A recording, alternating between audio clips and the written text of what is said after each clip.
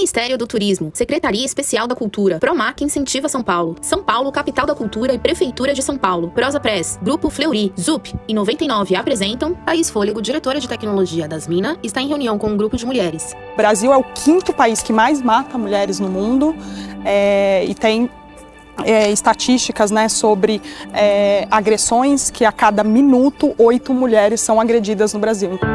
Patrícia Travasso, jornalista, olha para a câmera e introduz o tema Conexões contra a Violência e apresenta Thaís Fôlego. Quando a gente pensou no título para esse episódio, além do Conexões contra a Violência, surgiu uma outra possibilidade que também diz tudo: tecnologia feminista. O que a gente queria chamar a atenção aqui é sobre o papel da tecnologia como lugar seguro para denúncia, acolhimento e enfrentamento à violência doméstica e de gênero. O papo que vocês vão ver é com a Thaís Fôlego, do Instituto Asmina, que vem desenvolvendo, além do aplicativo Penhas, até bots que monitoram com inteligência artificial tudo o que é proposto e decidido no Legislativo brasileiro sobre os direitos da mulher. Olha que legal! Patrícia e Thaís caminham na calçada da Casa da Mulher Brasileira, um centro de atendimento à mulher em situação de violência doméstica. A violência doméstica no Brasil é como se a gente vivesse em permanente pandemia, assim, é como se fosse uma outra pandemia, né?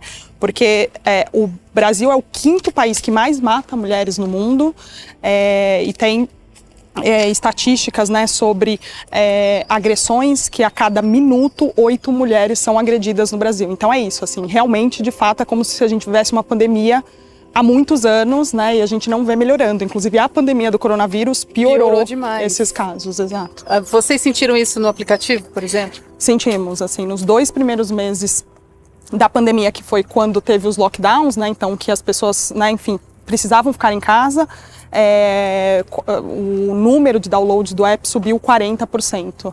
Justamente porque é isso, as mulheres ficaram confinadas com seus agressores, né? E aí, então, sua rede de apoio, muitas vezes elas saíam de casa, iam num posto de saúde, né? E tinham a possibilidade de fazer essas denúncias ou procurar ajuda. E aí, com a pandemia, não tinha mais. Então, você teve que buscar outras formas de fazer isso de forma digital e o aplicativo foi uma dessas opções. Penhas, a gente tenta criar conexões contra a violência, né?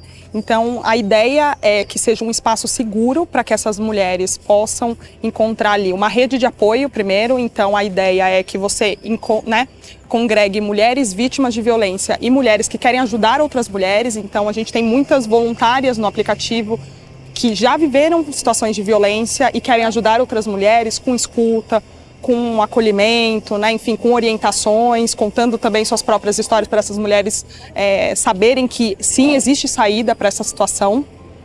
A gente também tem informação, porque a informação é um pilar super importante. Então, a gente sempre recebeu muitas mulheres querendo saber se estavam numa situação de um relacionamento abusivo. Elas nem sabiam se elas estavam ou não, né? Porque ainda existe essa ideia de que a agressão ela é física, né? Então, você precisa ter marcas no corpo. Quando não, né? A Lei Maria da Penha, ela tipifica em 5 tipos de violência, né? A moral, a física, a sexual, a patrimonial e a psicológica. Então, a gente tem esse pilar do acolhimento, o pilar da informação. Então, quando essa mulher entra no aplicativo, tem um cadastro e a gente já faz algumas perguntas para ela, para justamente informar se ela pode estar ou não numa situação de violência.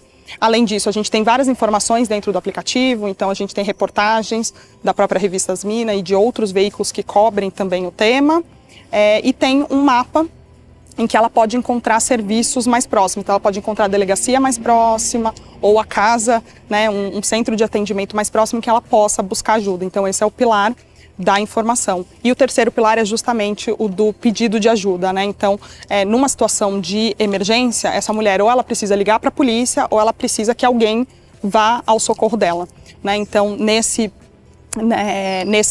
pilar de pedido de ajuda, a gente tem o que a gente chama que é o botão de pânico, em que ela cadastra 5 pessoas da sua rede de confiança, que a gente chama de guardiões, podem ser amigas, podem ser, enfim, familiares, pessoas com quem ela confia, E aí, quando ela tiver uma situação de violência, ela aperta esse botão de pânico, e essas pessoas vão receber um SMS com a localização em tempo real dessa mulher, né? Para que é isso? Para que elas possam ou ligar, ou ir lá e bater na porta, né? E enfim, oferecer essa ajuda. Patrícia e Thaís conversam sentadas lado a lado numa sala ampla e imagens do aplicativo Penha são apresentadas, com fundo azul escuro, letras brancas e ícone de acesso em lilás. Que mudanças de paradigma que você vem acompanhando, assim, desde a imprensa, né? Porque você é jornalista por formação. Exato. A própria Asmina, né, quando nasceu como uma revista online primeiro, né? E depois veio Penhas, depois veio Elas do Congresso, depois vieram outros projetos. E a gente nasceu muito com essa ânsia, porque a gente não se via, né, nessa imprensa, ou via esse tipo de coisa. Então, a imprensa tratando feminicídio como crime passional, né, como tratando o prazer da mulher, né, como a função da mulher fosse dar prazer para o homem, né, enfim, não tratando sobre a sexualidade da mulher. Ou quando vai tratar de uma violência, vai fazer uma reportagem, né, sobre uma mulher vítima de violência sexual, falar que roupa ela estava usando, como se isso fosse justificativa para ela sofrer essa violência, né?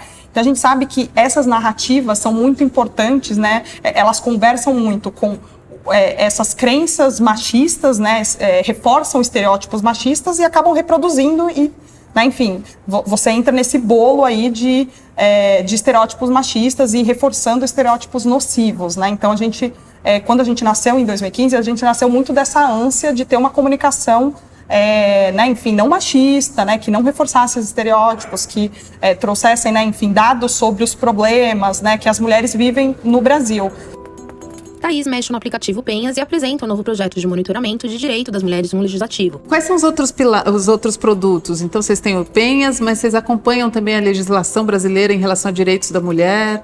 Exato, a gente trabalha muito com dados, né? A gente fala que para que a gente proponha soluções, a gente precisa identificar o problema, né? E quando a gente fala de gênero, quando a gente fala de raça, quando a gente fala de orientação sexual, muitas vezes você não tem dados para embasar, né? Para você fazer um diagnóstico do problema e procurar soluções. Então, no campo do jornalismo e de dados, a gente faz esse trabalho. Então, hoje, por exemplo, a gente tem o Elas no Congresso, que é um projeto de monitoramento de direitos das mulheres no Legislativo. Então, a gente tem uma robô, que a gente chama, né, que fica ali o tempo inteiro pesquisando no site, né, tanto da Câmara quanto do Senado, todos os projetos que podem impactar direitos das mulheres. Então, pode ser da área da violência doméstica, sobre licença maternidade, enfim, tudo que impacta os nossos direitos hoje. Essa robô tuita tudo isso em tempo real. A cada ano a gente junta todos esses projetos com outras 17 organizações feministas, parceiras. Elas fazem uma avaliação qualitativa desses projetos, então se eles são favoráveis ou desfavoráveis aos nossos direitos. E uma vez com esses dados a gente faz um ranking. Então, quando você entra no site Elas no Congresso, você consegue ver por, né, cada parlamentar ou por partido, quais são os partidos e parlamentares que estão votando a favor ou contra, né, enfim, os direitos das mulheres. Então, esse projeto foi lançado em 2020, então a gente já tem 2 anos aí de análise. A gente vê, por exemplo, que nos últimos 2 anos teve um boom de projetos tentando mudar a Lei Maria da Penha, por exemplo, né, que é uma lei que é super reconhecida no mundo inteiro, né, no enfrentamento à violência contra a mulher, mas que a gente vê uma movimentação tentando aí mudar essa legislação, e nem sempre são para coisas favoráveis, né? A gente acha que mas muitas vezes são projetos que olham só para o punitivismo, né? Então olham só para o lado de punir o agressor, mas não de atender a vítima, a violência, que é um pouco esse pilar também que o Penhas agrega. Pelo que a gente percebe, vocês usam tecnologia em todos os produtos de vocês, né? Então tem o aplicativo, mas tem também esse robô que rastreia palavras-chave, né, em relação às leis ou os projetos de lei que são propostos no Legislativo. Exato. O que você acha que a tecnologia pode trazer mesmo em relação aos direitos da mulher? A gente acredita que a tecnologia ela é um meio, né? Ela é um meio para que a gente consiga ampliar o nosso trabalho. Então, por exemplo, se você olha o Penhas hoje, a gente consegue hoje criar um espaço seguro para que essas mulheres do Brasil inteiro, se encontrem, né, e possam se apoiar e criar ali uma rede de apoio. Você tem, sem a tecnologia, muito dificilmente você conseguiria congregar num lugar só mulheres de regiões absolutamente diferentes do país. Inovar é um Pato com Amanda Sadi, Camila Cucci, Dani Junco, Daniela Leite, Daiane Molina, Elise Spader, Fernanda Calói, Fernanda Ribeiro, Maíra Pérez, Marina Ratum, Tamara Klink, Tatiana Pimenta, Thaís Fôlego e performances de Fernanda Fiuza. Elenco: produção executiva Clóvis Travassos, assistente de direção Denise Vieira, fotografia Thaís Taverna, produção Mari Palumbi de Sai Rodrigues, montagem Guta Pacheco, arte José Sampaio, trilha sonora original Bibi Cavalcante, direção Patrícia Travassos. Apoio: Ministério do Turismo, Secretaria Especial da Cultura, Promac Incentiva São Paulo, capital da cultura e Prefeitura de São Paulo, Prosa Press, Grupo Fleury, ZUP e 99.